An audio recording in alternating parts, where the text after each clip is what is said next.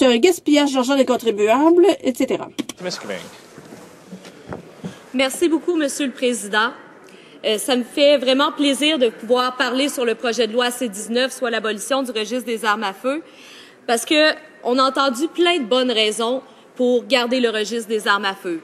L'utilisation que les forces policières en font pour prévenir les actes violents. Mais c'est important pour moi de parler en tant que chasseuse, puis de parler d'une raison pour laquelle on n'en a pas beaucoup discuté depuis le début de ce débat-là. Et j'espère que mes collègues du Parti conservateur vont écouter bien comme il faut ce que j'ai à dire, parce que je crois que je sais de quoi je parle, pratiquant la chasse moi-même. J'ai commencé à chasser, j'avais 3 ans. Bon, je chassais pas avec une vraie arme. Mon père m'avait fabriqué un petit fusil en bois, mais il m'amenait avec lui, à la chasse. J'étais assise sur le toit rouge, je pouvais aller chasser des perdrix avec lui. J'ai continué à chasser toute ma vie. Chez moi, j'ai personnellement 5 armes à feu. J'ai 3 fusils de calibre 22. J'ai une 303 puis une 2,70.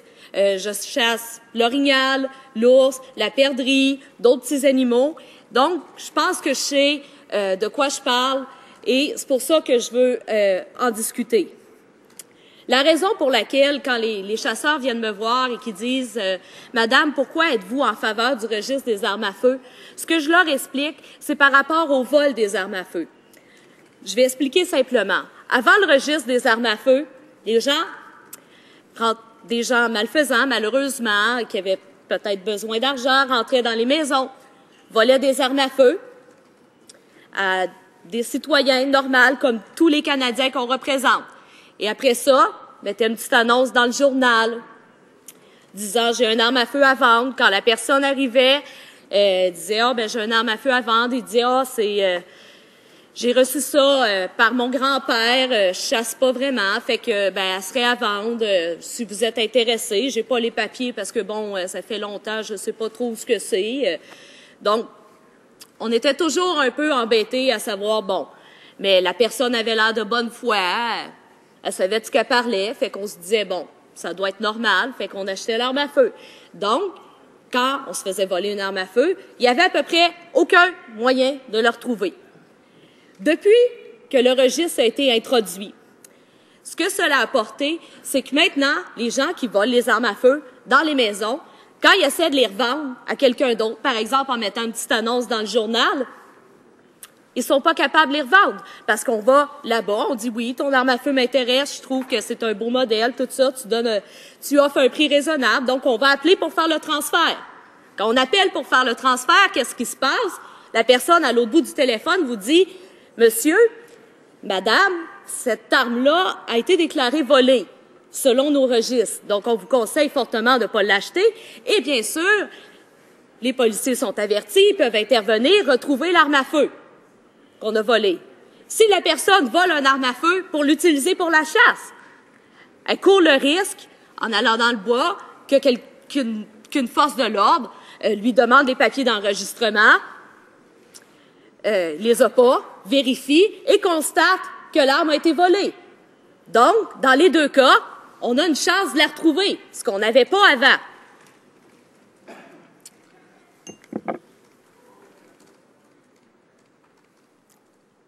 Il faut comprendre ici qu'il y a beaucoup d'armes à feu qui font partie vraiment d'une tradition familiale. Il y a beaucoup de gens qui ont des armes à feu qui appartenaient au grand-père, qui appartenaient à l'arrière-grand-père, qui se sont transmis de génération en génération. Donc, même si, une fois qu'on se les fait voler, on retrouve quelqu'un qui pourrait nous offrir une arme à feu similaire, ça ne sera pas exactement la même, ça ne sera pas celle avec laquelle ton grand-père a chassé. Il y a beaucoup d'attachement familial envers ces armes à feu-là. Il y a des armes qui sont pratiquement maintenant rendues impossibles à trouver. Et sans le registre des armes à feu, quand on se les fait voler, il n'y a à peu près aucun moyen de les retrouver. Il n'y a aucun moyen pour les policiers de dépister, de réussir à la retrouver, sauf si cette arme-là aurait une caractéristique particulièrement spéciale.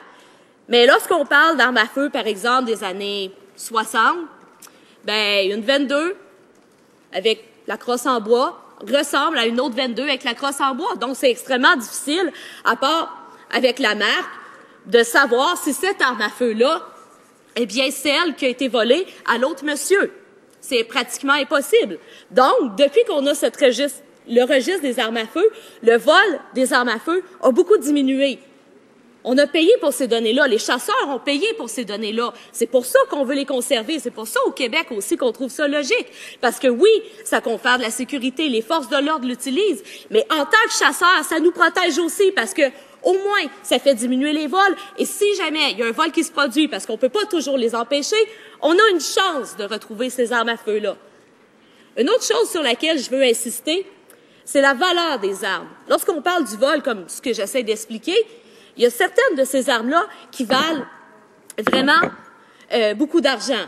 C'est des outils qu'on utilise pour chasser, donc on investit beaucoup. On s'assure que ces armes-là sont fonctionnelles. Si le registre des armes à feu est aboli et que les gens se remettent à les voler, c'est des sous qu'on investit dans un sport, dans une activité économique au Canada, bien sûr, qui sont en péril. Personnellement, j'ai une arme à feu, c'est une Ruger SR 10-22. J'ai investi près de 600 $ pour l'arme comme telle, près de 300 $ pour la lunette de visée. Donc, je serais extrêmement peinée de me la faire voler, et encore plus s'il n'y a aucune banque de données nulle part pour la retrouver. Au moins, avec le registre des armes à feu, le policier peut taper le numéro de série avec le nom de l'arme et faire « Ah, il y en a qui ont été volés. Hey, ce numéro de série-là a été volé, donc j'ai une chance de le retrouver. Mais sans le registre des armes à feu, si je la fais voler, j'ai plus aucune chance de le retrouver. Ça va être extrêmement compliqué. La personne a simplement à dire, si elle se fait poser la question « Ah, j'ai perdu le papier, c'était dans mon camion, puis j'ai perdu le papier. Je ne sais pas où ce que c'est. » C'est pour ça que je trouvais ça important de parler, parce que c'est un point sur lequel on n'a pas beaucoup abordé. Et aussi, combien de temps, Monsieur le Président? 3 minutes. OK. Monsieur le Président, comme j'ai suffisamment de temps, j'aimerais aussi aborder un dernier point. Bon, certains d'entre vous le savez, je suis infirmière de formation, donc j'ai travaillé dans les hôpitaux. Je viens d'un milieu en campagne, où il y a beaucoup d'agriculteurs. On le sait, les agriculteurs ont subi beaucoup de contre-coups. Les changements climatiques font des contre-coups au niveau de l'agriculture. Il y a eu des crises économiques, la crise de la vache folle. Donc, tous ces facteurs-là ont influencé beaucoup l'agriculture. Il y a beaucoup de nos fermes qui sont devenues instables économiquement, donc qui ont envoyé une détresse. On a un taux de détresse chez les fermiers qui a augmenté considérablement. Et, par le fait même, malheureusement, chez ce groupe de personnes-là, la plupart des gens ont une arme à feu à la maison pour l'utilité de la ferme. Si on a une vache qui se fait attaquer par les loups, il faut être capable de la battre pour pas la laisser souffrir. Donc, c'est normal. Les fermiers ont tous des armes à feu. Ça fait partie, d'une chose normale lorsqu'on possède une ferme, selon moi. Je crois que lorsqu'on parle de ce registre d'armes à feu-là, on peut s'en servir aussi pour protéger les gens eux-mêmes. Si les médecins, les infirmières, lorsqu'ils sentent qu'une personne est dépressive, peut-être va moins bien, sont capables de savoir, est-ce que cette personne-là a des armes à feu à la maison? Est-ce qu'elle pourrait tenter d'attenter à ses jours? Parce que les armes à feu, ça pardonne pas, là. Une fois on réussit pas à les réchapper, les gens, quand ils les amènent à l'urgence, c'est souvent trop tard. Donc, cet outil-là peut être utilisé par les médecins, les infirmières, pour savoir, par exemple, si une personne a des armes à feu. Si elle en a, on peut lui conseiller, lui dire, est-ce que vous seriez prêt à aller les porter au poste de police, le temps que vous vous sentez mieux, le temps que, vous allez reprendre le dessus, vous allez reprendre des forces, qu'on va vous aider. Mais si on n'a pas accès à cette banque de données-là, on ne peut pas faire cette prévention-là pour aider les gens et empêcher que l'irréparable se produise. Donc, c'est un autre point important que je trouvais, que je voulais souligner. Donc, ce que je veux présentement, c'est demander à la population leur support par rapport à ça.